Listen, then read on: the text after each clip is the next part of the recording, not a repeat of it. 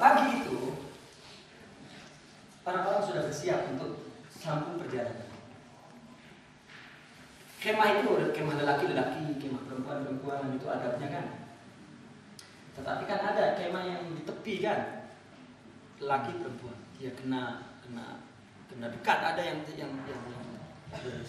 sepadan itu kena dekat.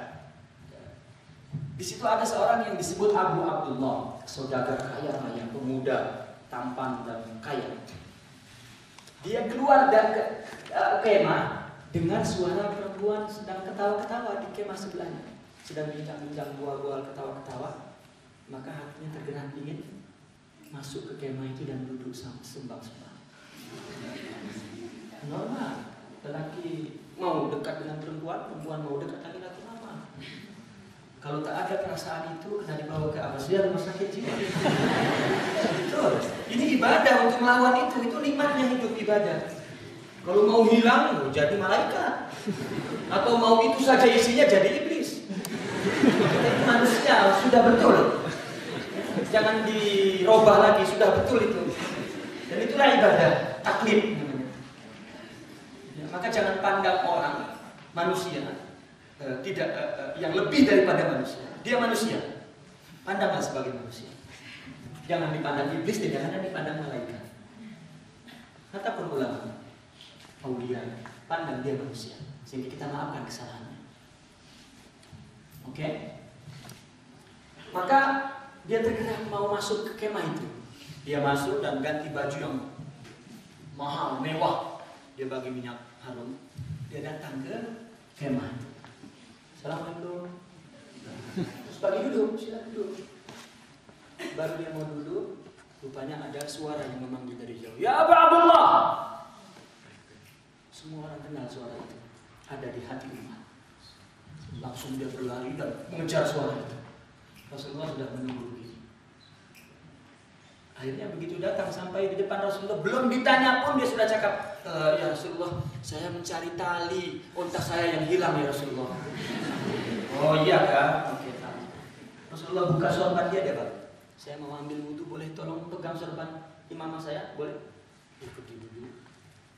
Setelah wudhu, datang dari wudhu langsung kata Rasulullah, Assalamualaikum. Bagaimana tali untamu sudah jumpa ya Abu Abdullah? Terus dia diam. Tak jawab, diambil sorbannya. Kisahnya dia berangkatlah, bertolaklah kafilah itu. Rasulullah kan bukan hanya sebagai nabi dan dia sebagai pimpinan juga, munafizul hukum. Hatta di dalam perjalanan dia pimpinannya. Maknanya dia terkadang berada di depan, terkadang di tengah, terkadang di belakang, terus dia pimpinan kan, terus memantau kan. Zahir wal batin.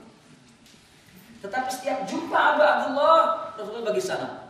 Assalamualaikum ya Abu Abdullah. Cemana tali untamu sudah jumpa? Dia tak jawab. Tiap sepanjang perjalanan, jika jumpa Assalamualaikum ya Abu Abdullah, tali untamu sudah dapat? Dia tak jawab. Dan nanti Assalamualaikum ya Abu Abdullah, tali untamu sudah?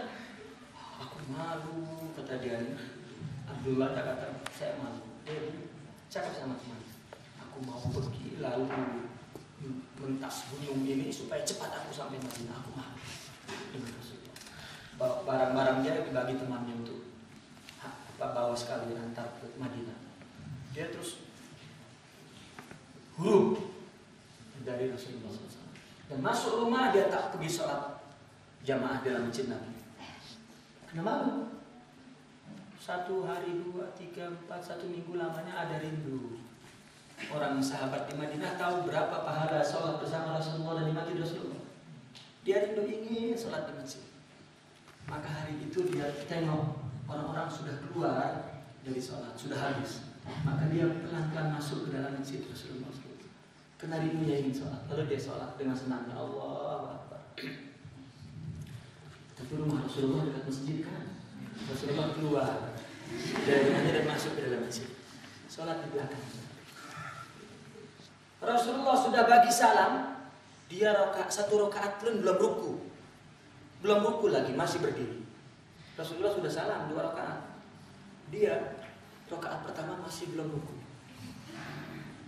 Rasulullah duduk dan berkata, "Ya Abu Abdullah, panjangkan bacaanmu, aku akan menunggumu di belakang." Allah. Rupanya dia baca sudah sampai surat An-Nisa mungkin. Surah yang dia mau Rasulullah pergi gitu kan. Rupanya kata Rasulullah, "Aku tunggu." Langsung dia ruku. Allah. Selanjutnya dia salat biasa secara cepat. Baru dia bagi salam, "Assalamualaikum, assalamualaikum." Rasulullah mengatakan, "Waalaikumsalam ya Abu Abdullah. Bagaimana kalian tamu yang bilang?"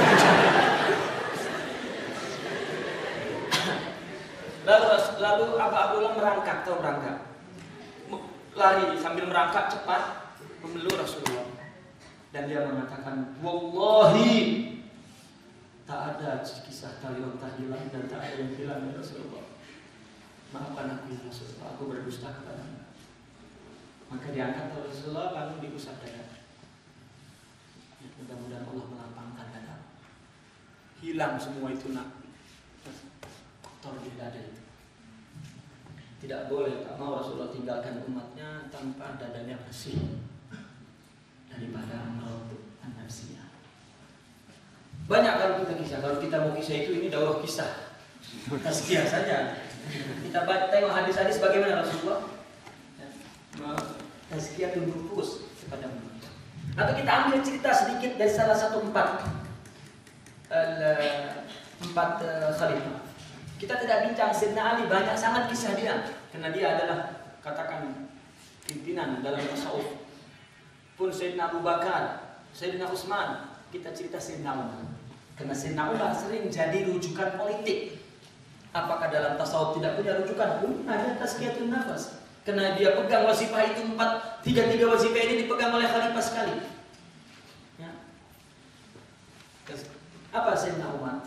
Sayyidina Umar dikenal orang yang tidak punya teman karena mengatakan haknya tegas. Rasulullah yang bersabda, "Ma tarakal haq li Umar bin Shadiqin," kata Rasulullah. Ya. Karena Sayyidina Umar bicara hak maka tak ada temannya. Orang kalau cakap hak, banyak orang yang tinggalkan dia. Orang takut kepada Umar, apalagi rakyat, masyarakat sangat hormat, segan. Alkisah seorang anak muda, karena kalau itu di Madinah mungkin tak ada kedai yang jual khamar ya. Tapi kalau di luar Madinah, di Badung, di sana Arab masih banyak lagi. Dan Sayyidina Umar tiap-tiap malam pusing-pusing beli kan untuk itu ma'ruf kisah itu. Satu ketika ada seorang pemuda yang minum khamar. Kemudian dia keluar dari kedai itu membawa botol minuman itu di terang bulan. Lalu dia melihat dari jauh seorang yang berjalan seperti Rasulullah, dikenal gagah. Rasulullah berjalan seperti orang yang turun gunung macam mana? Turun gunung kan begitu kan? Kalau naik kan begini.